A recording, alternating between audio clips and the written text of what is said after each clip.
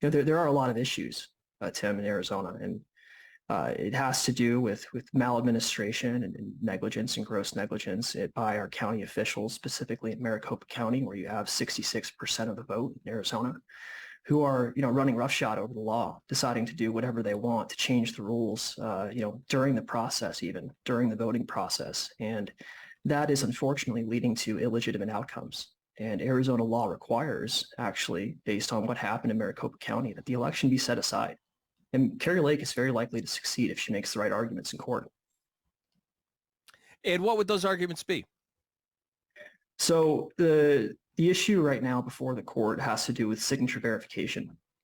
And so in Maricopa County, they have a process that is a multi-tier signature review process. They have a first level of review where they have employees looking at the signatures on the mail-in ballot affidavits, which are submitted by voters. And they are verifying them using what they call a historical record, which is actually not allowed by Arizona law. Arizona law requires that signatures be compared to a very specific criteria. The governing statute here is ARS 16550A. And what that statute essentially says is that upon receipt of the mail-in ballot affidavit containing the ballot, the county recorder shall, there's really no room for error here, he shall compare the signatures thereon to the signature on the voter's registration record. And that term, registration record, has legal significance.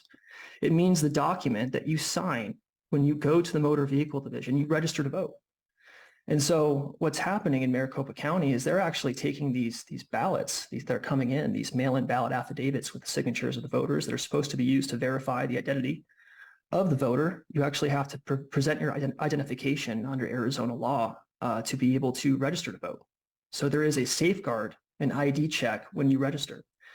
What they're doing instead of following the proper process is they are actually comparing these signatures to illegitimate criteria, to basically anything they can find within their record of the county that might match the signature on that affidavit packet. And they ran 1.3 million signatures through this process, and a huge number of them were tainted by this illegitimate criteria. And the election, therefore, will be set aside, in my opinion, as a matter of law. Yeah, I think that bringing the attention to the public's light is definitely important. And, these crimes deserve to have their day if they bear out in the court of law, and we should be able to bring those and try them. And, I am an advocate for the court system, for the judicial system. I actually believe wholeheartedly that the judicial system is going to save this country. That's why back in January, I actually sued Kari Lake's judge as a pro se litigant in the Arizona Supreme Court. I sued him. I assumed personal liability on behalf of my family to file a lawsuit naming Judge Peter Thompson as a respondent in a writ of mandamus. And for those who don't know what a writ of mandamus is, it's basically you're asking the court to give you an order that allows you to tell a lower official, a government official, to do their job. Yeah, do their job, exactly, yeah.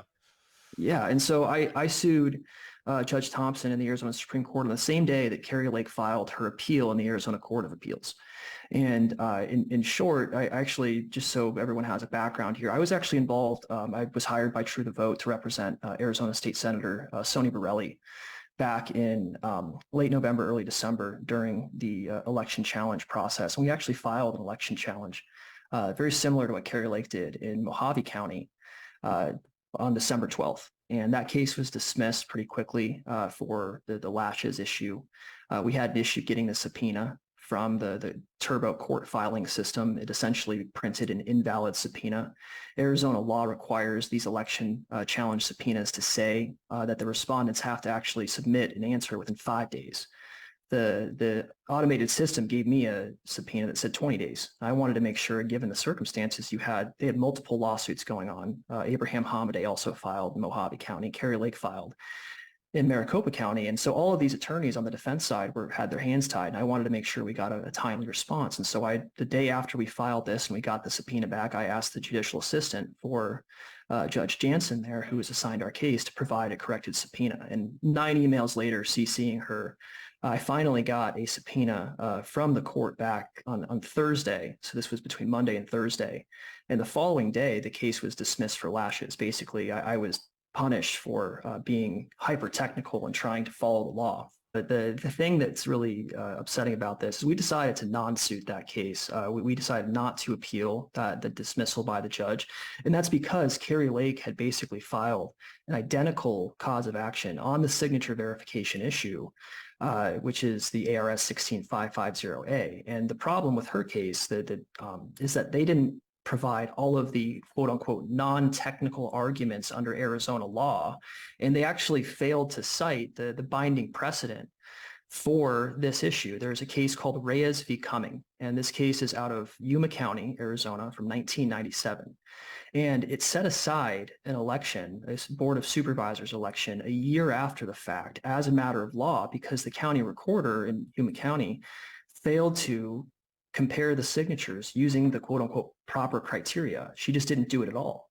And so this case, very amazingly, was not available on LexisNexis, which is one of the largest search engines for attorneys, the databases for attorneys in the nation.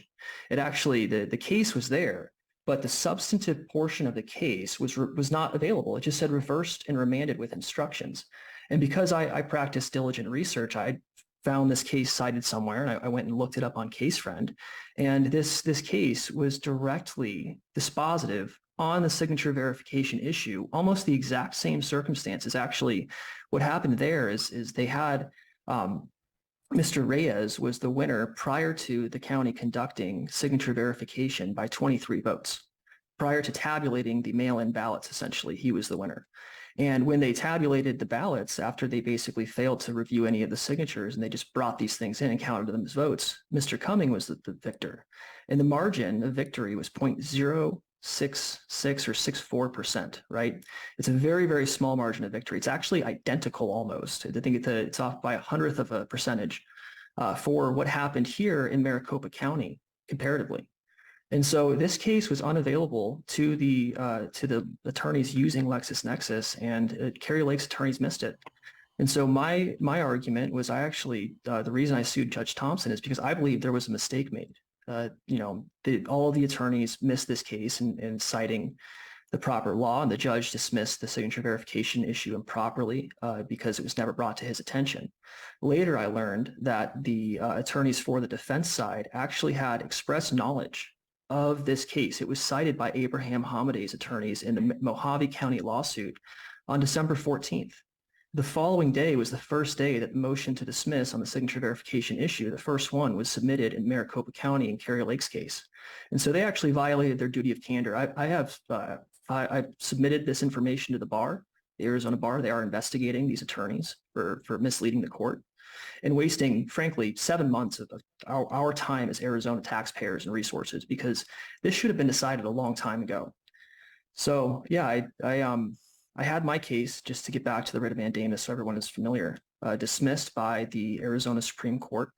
That was in around February. And they asked me, 5 justices of the Arizona Supreme Court, instead of reprimanding me or sending me to the bar to face sanctions for suing a sitting judge, I was asked to intervene in Kari Lake's appeal as amicus curiae. And for those who don't know what that is, amicus curiae is a friend of the court briefly. Basically, you're being asked, I was asked by 5 justices of the Supreme Court to provide a unique perspective that was not being, or advocated for by either side. No one was really hitting the signature verification issue.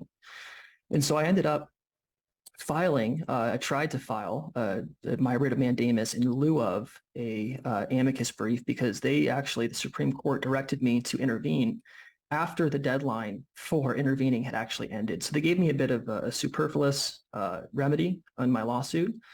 But at the end of the day, I was able to intervene in the Supreme Court as amicus curiae when her case was appealed there. And my brief actually is the reason the signature verification issue was remanded to the Superior Court.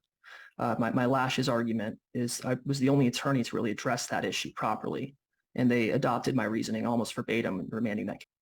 Yeah, and folks, if you want to contribute, go to the gavelproject.com. It's a very worthwhile cause. Please reach out to me on Twitter. I am at Ryan_L_Heath.